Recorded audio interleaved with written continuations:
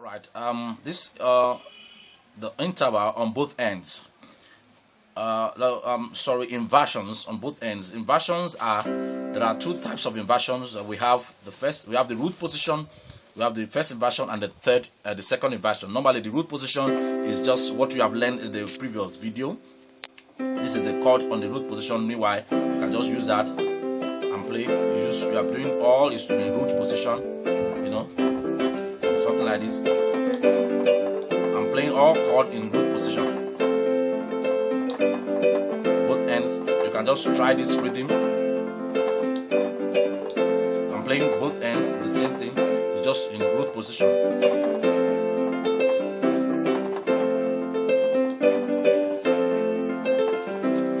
But now I want to talk about the two types of inversion, with the first inversions of the chord and the second inversions of the chord. The first inversion is like this. It goes this way. That is the G, which is the fifth, will be here, and the root. This will be like the root now. Then this C will be like the fifth. Then with another third. So this is the first inversion.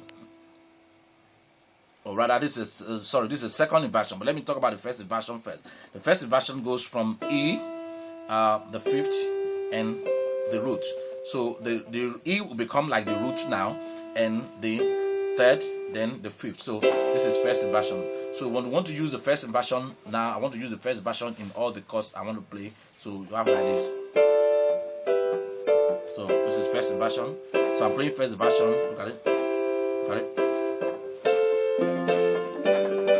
So I'm using first inversion. So what I do now is to double the left hand.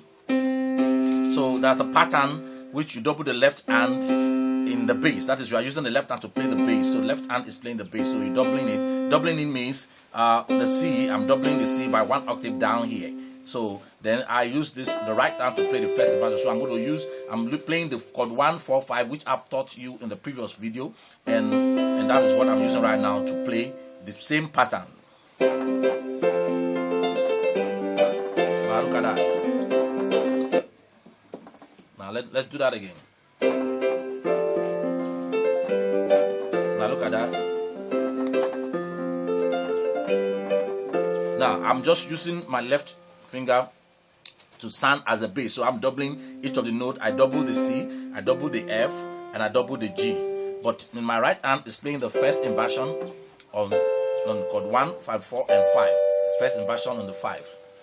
First inversion on 1, first inversion on 4, and first inversion on 5. So I have to move also my left closer so that I can be using it to double it. Now look at it again.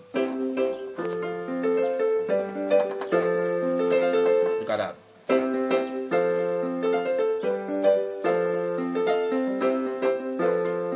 I'm using first inversion.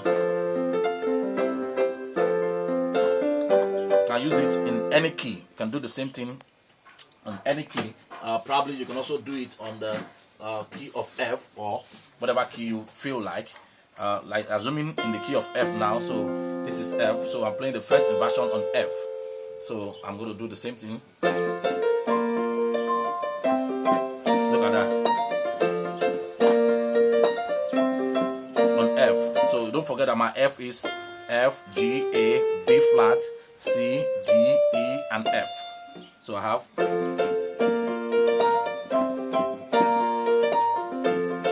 So what you need to do is practice this in at least most of the keys. On C. So if I'm doing it on C, look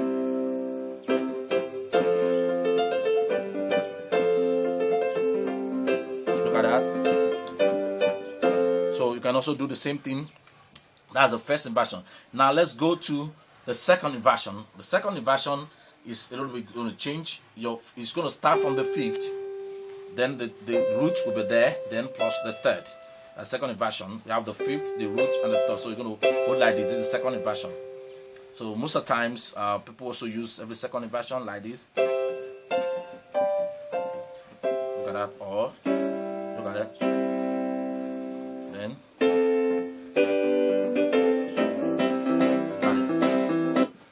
Now look at that. Let's do that again.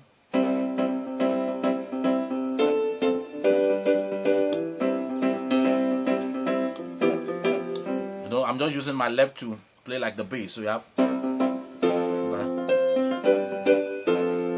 just that. I'm playing every second inversion.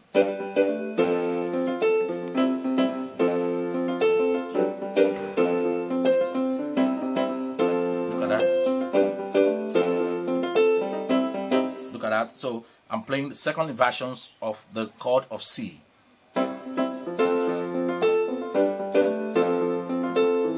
using my left hand to start like the bass, to play the bass. If I like, I can double it. If I like, you see, I can double my bass here.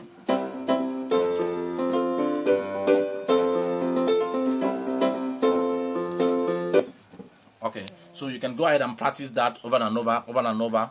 Go ahead and practice that over and over. Then we move on.